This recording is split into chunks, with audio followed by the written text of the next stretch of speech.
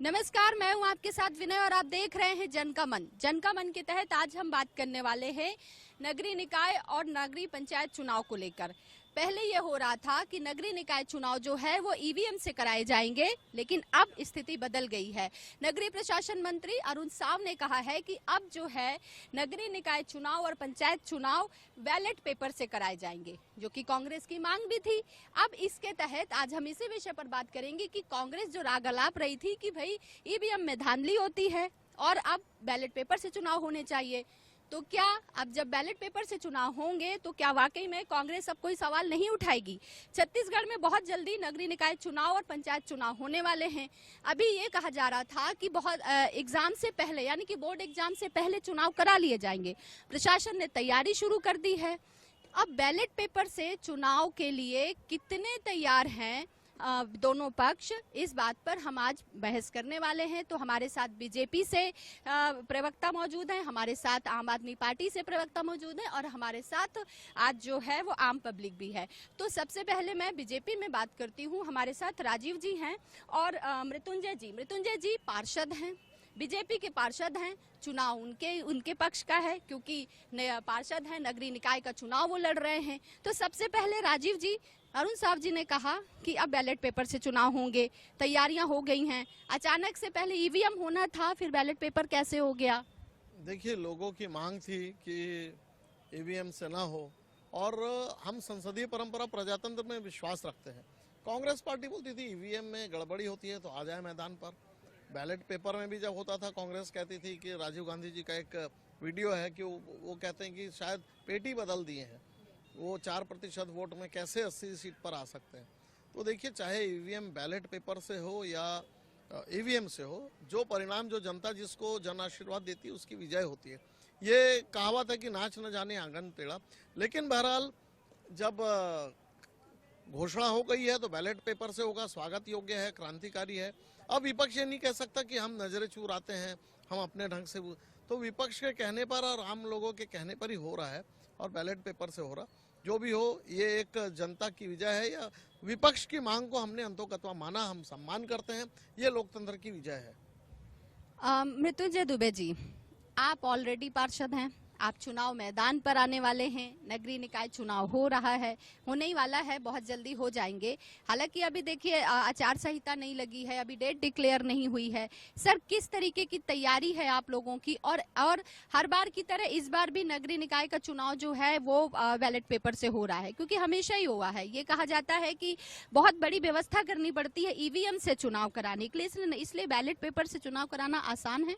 देखिए, 2009 और 2014 में नगर निगम के जो चुनाव हुए थे वो ईवीएम से हुए थे। 2019 का चुनाव जो हुआ बैलेट पेपर से हुआ। अब 2024 में जो चुनाव होना है, अभी 25 में जो चुनाव होना है, उसको भी बैलेट पेपर से कराने का निर्णय सरकार का लिया गया। स्थानीय चुनाव है, लोगों की मांग होती है, समय समय पर सरकार, निर्वाचन आयोग इस पर निर्णय लेता है। मैं निर्दलीय पार्षद था तो भी ईवीएम से जीता। उस समय हमारे को भी शंका होती थी कि ये ईवीएम से कहीं बदल तो नहीं जाएगा, लेकिन निर्दलीय पार्षद रहते हुए भी हम लोग ईवीएम से जीते। भारतीय जनता पार्टी के पार्षद के रूप में भी हम बैलेट पेपर में भी जीते। कांग्रेस की सरकार थी तो सरकार किसी की भी रहे, चुनाव बैलेट पेपर से हो चाहे ईवीएम से हो, जनता जिसका बटन दबाएगी, जनता जिसमें मुहर लगाएगी, वो प्रत्याशी जीतता है। और जहाँ तक भारतीय जनता पार्टी के नगरीय निकाय चुनाव की तैयारी की बात है, तो भारतीय जनता पार्टी का संगठन जो है वो 5 साल तैयारी करता है, 5 साल जनता की सेवा के लिए काम करता है। राजनीति कम, सेवा के कामों में ज़्यादा लगा रहता है। तो संगठन के, चाहे वो बूथ के हमारे अध्यक्ष हों, चाहे पन्ना प्रभारी हो, चाहे जिले के पदाधिकारी हो, मंडल के पदाधिकारी हो, प्रदेश के पदाधिकारी हो, साल भर हमारे काम चलते रहते हैं और जनता के जुड़ी हुई समस्याओं को, जनता की मांगों को लेकर भारतीय जनता पार्टी संगठन जो है वो आंदोलन करता रहता है, चाहे वो सत्ता में हो चाहे वो विपक्ष में हो।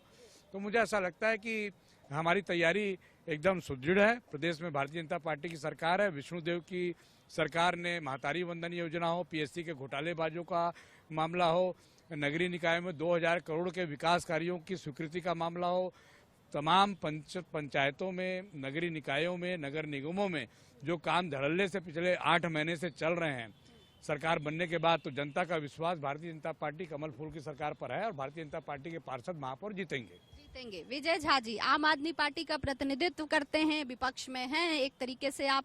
सर ये बताइए, बैलेट पेपर से चुनाव कराने की घोषणा कर दी गई है, बहुत जल्दी अब नगरीय निकाय और नगरीय पंचायत चुनाव होने वाले हैं, आप ठीक खुश हैं? आपकी पार्टी भी मैदान पर है? हमारी पार्टी मैदान पर है। निश्चित रूप से बैलेट से चुनाव होने पर हम उसका स्वागत करते हैं, लेकिन ये जो अपना पीठ थपथपा रहे हैं ना, अभी मृत्युंजय भाई ने कहा 2009 में ईवीएम से हुआ था। 2009 के बाद आज 2025 रायपुर और छत्तीसगढ़ की आबादी इतनी बढ़ गई। एक्चुअल में 2021 में जनगणना होना था, वो जनगणना 2025 तक नहीं हुआ। जनगणना होता तो नए सिरे से परिसीमन होता। आज यदि रायपुर में 4 विधानसभा है तो कम से कम 6 विधानसभा बनेंगे, 554 लोकसभा है, कम से कम 600 लोकसभा बनेंगे। वैसे आज 70 वार्ड है, मैं समझता हूँ कम से कम 120 या 90 वार्ड बनना चाहिए।